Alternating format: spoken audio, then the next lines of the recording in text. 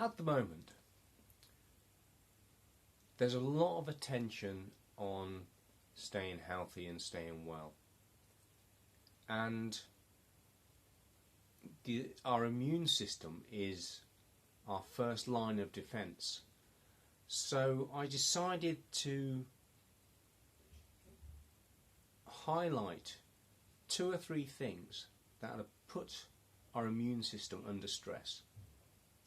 And these are everyday things that most of us have on a sort of day-to-day basis, or interact with on a day-to-day basis.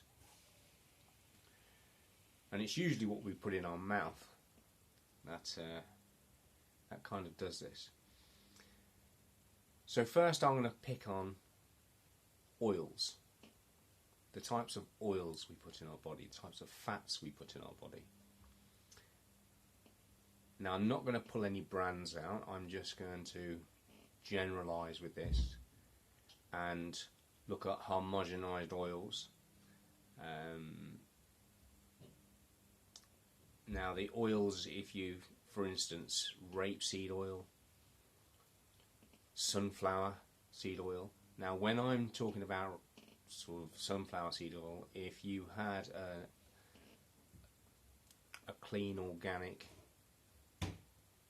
sunflower oil, which is cold pressed, it's really good for the body.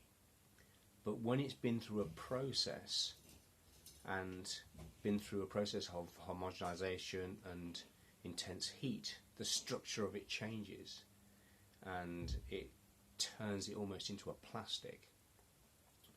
Rapeseed oil is particularly poor.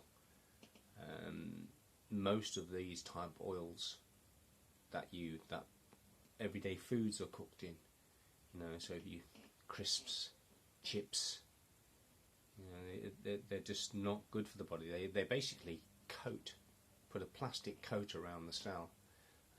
They prevent the uptake of nutrients and all the good stuff that from the food to actually get into the cell. So they starve the cell. They create an immune response. These oils, they create an immune response. The oils to have is coconut oils, a pretty good one. You can buy coconut oil from, I think the company's Biona, and they do a steamed coconut oil which doesn't have a coconut taste. Olive oil, a good quality olive oil. Now it's important when you buy an olive oil to just taste it when it's raw. Now if you've got a bitter taste in your mouth, then that oil's rancid. Take it back. I mean, I've bought many of oils from the shops and taste them and they're bitter, and you don't want to put rancid oils on your body. That's like really important. The next thing I'm going to come to and talk about is sugar. Now, sugar is well known for creating an immune response, because the body's got to deal with it. And when sugar was first brought into the country, it was brought in with the narcotics, because it is a narcotic. I mean, just because we accept it and it's in everything and we give it our kids, well, some of us give it our kids, but just because it's just accepted by everybody, it's only sugar, it's no less a narcotic. It is a nasty bit of stuff. So this sugar it actually has that much of an effect on the immune system. It drops the immune system by around 50% for a period of a number of hours, between 4 and 6 hours. So if every sort of 4 hours you have sugar, then your immune system is constantly getting dropped. So that's another one to sort of be wary of. Alcohol. That's most people's favourite. And once again, alcohol, once it goes into the body, the liver function has to stop all other things to deal with the alcohol. Alcohol is quite a toxin.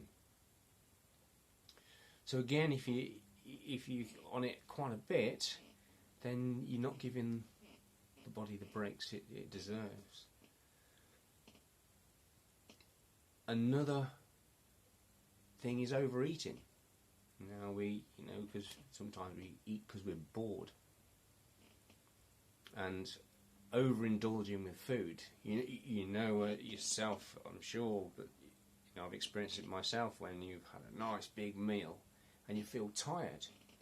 Well, the reason you'll feel tired is the body's having to deal with the excess food, and it causes a lot of problems, overeating.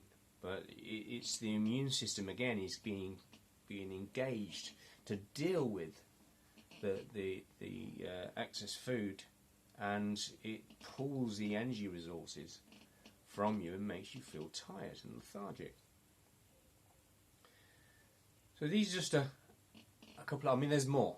There's plenty more, but I mean, I'm not going to sort of go too far into it. Just do little short bites and see how we go. Okay, that's enough for me. Be well, eat well, a little bit of exercise, plenty of water. All's good. Cheers for listening.